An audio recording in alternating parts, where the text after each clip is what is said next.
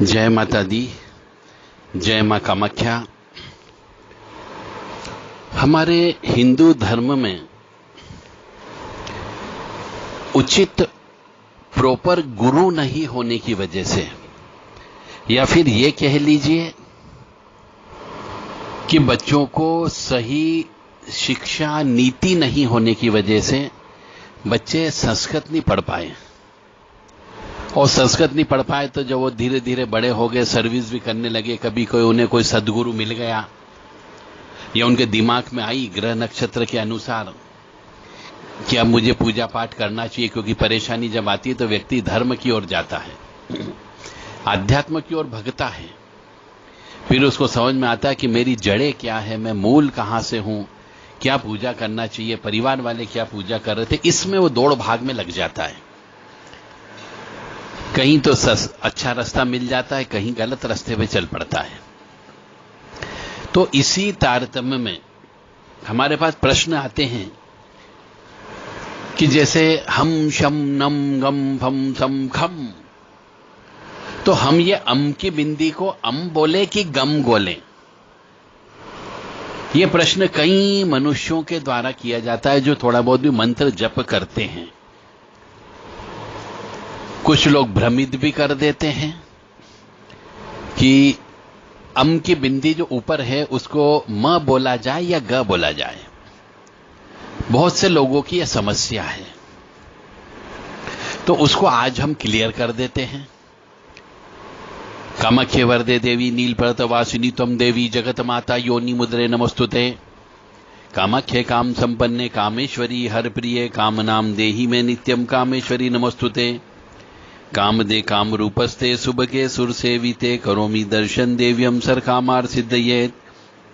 ओम महेशानी महामाये चामुंडे मुंडमालिनी आयु आरोग्य ऐश्वर्य देहि में देवी परमेश्वरी।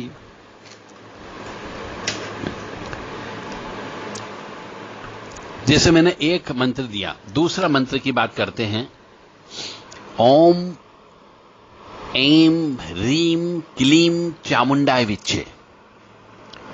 तो हर जगह आपको म बोलना है। जैसे ओम एम, तो यहां आ के ए के ऊपर अम की बिंदी, इसलिए एम बोला जाता है। एंग नहीं बोलना है आपको, रिंग नहीं बोलना है, रीम है। क्लिंग नहीं बोलना है, क्लिम। तो ये मान के चलें, जहां पे अम की बिंदी आएगी, ऊपर बिंदी आती है, उसे म बोला जाता है, ग नहीं बोलना है। और बहुत से मनुष्य क्योंकि संस्कृत नहीं पढ़ी है, तो वो इसके प्रश्न का उत्तर खोजते हैं तो उन्हें कहीं उत्तर भी नहीं मिलता है। इसलिए श्लोकों में हमेशा ध्यान रखें ओम ऐं ह्रीं क्लीं चामुंडाय विच्चे, क्योंकि अम की बिंदी का मतलब हो गया जैसे तबले के ऊपर हम धम धम बोलते हैं, तो अम अल्टीमेटली म का ध्वनि ही उसमें उत्पन्न होती है, न कि ग की ध्वनि उत्पन्न नहीं होती। तो यदि आप ग बोलोगे तो अर्थ का अनर्थ भी हो सकता है।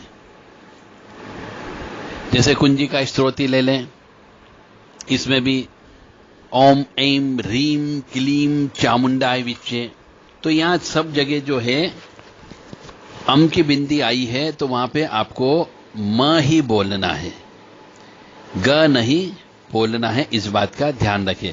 और अंग अम कम चम टम तम पम यम शम, इनमें भी म ही आया है, तो आपको वहां पर सब जगह जो है म शब्द ही बोलना है। ये इस बात का अवश्य आप ध्यान रखें। भैरव जी के भी मंत्र है होते, उसके अंदर भी हम शम नम गम भम सम खम महाकाल भैरवाय, तो ये अम की बिंदी आया है। तो ओम ह्रीं अम की बिंदी, ओम ह्रीं बटुकाय आप दुद्वारणा कुरकुर बटुकाय रीम, तो सब जगह आपको म बोलना है, ग का उच्चारण नहीं करना है। तो कुछ लोग जो ग का उच्चारण करते हैं, वो उनके गुरु ने यदि कोई गुरु मंत्र दिया है और गुरु ने यदि बोला है कि ग बोलो, तो उनको ग बोलना चाहिए, परंतु शुद्ध रूप से यदि बोला जाए तो वहां पे म ही बोलना चाहिए, म के उच्चारण के साथ में पढ़ना चाहिए। जैसे अपने शरीर के अंदर भी बीज मंत्र होते हैं चक्रों के, यम रम लम वम शम हम, तो 6 चक्रों के 6 बीज मंत्र है। तो यहां पे भी आपको म ही बोलना है, ग नहीं बोलना है, इस बात का ध्यान रखें। दुर्गति नाशिनी दुर्गा जय जय, काल विनाशिनी काली जय जय, उमा रमा ब्रह्माणी जय जय, सीता राधा रुक्मणी जय जय। इसी प्रकार जो काली मां के मंत्र हैं उसमें क्रीम शब्द आता है, क्रिंग नहीं बोलना है।